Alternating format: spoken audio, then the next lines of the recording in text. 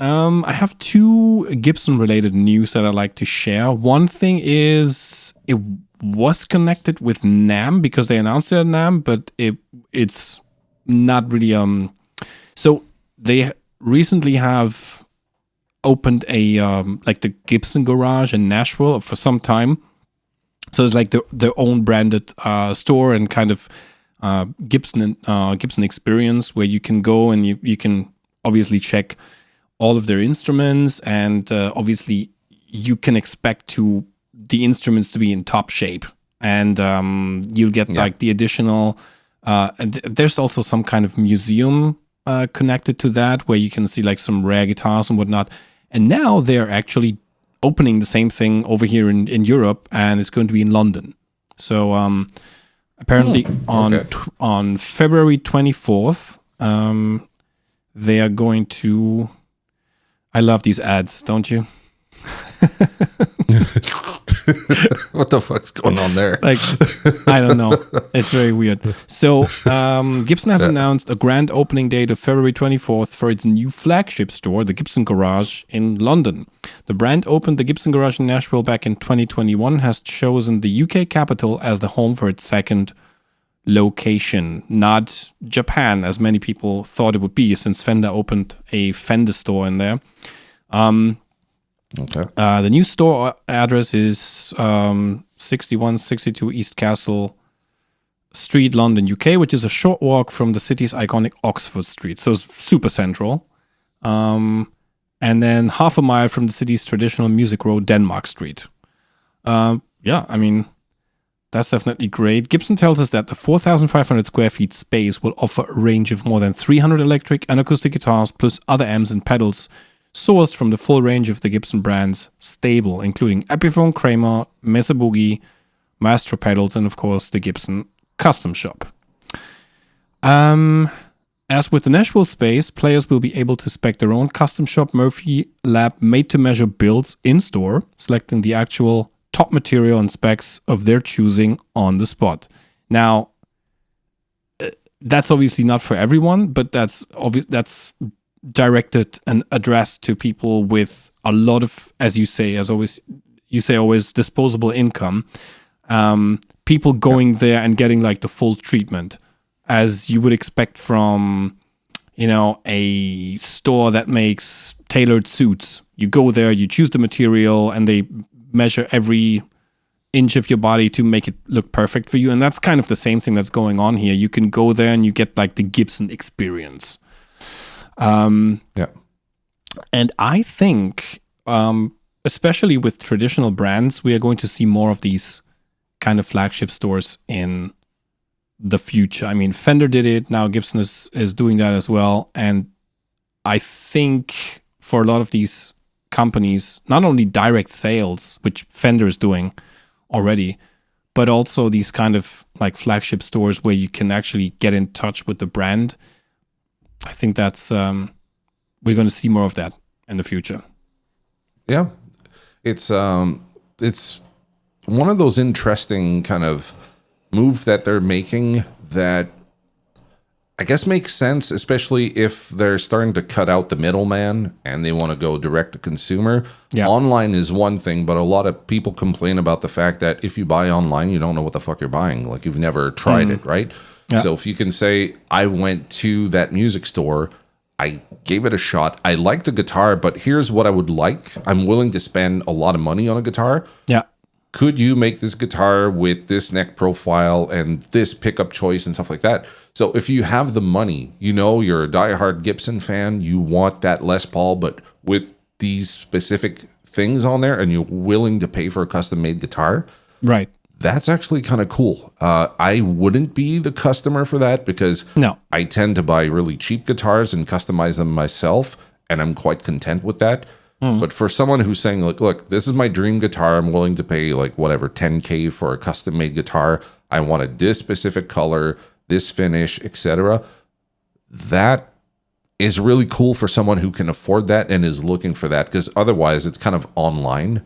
It's like you're dealing with, whatever internet page and you're like putting in the options you want and shit like that. But if you can talk to someone and say, can you make it in with this type of top? Can you make quilt top or, bird's eye maple, and they can tell you what the options are. Right. And if they can do a mock-up of what it looks like on top, like if they're not just like taking notes, but they have some kind of software that you can see what the finished product would look like. Yes. Then I think it's a worthy venture for Gibson to do this, because there might not be attracting people like you and myself, but for someone who does have that kind of disposable income, fuck, go for it. That's really cool.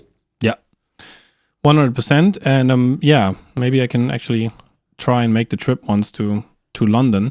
The other thing that I found to be really interesting is that, we've seen a lot of artist models, Gibson artist models coming over to like the more affordable Epiphone range. And, but all the stuff they came up with was more or less interesting or not interesting.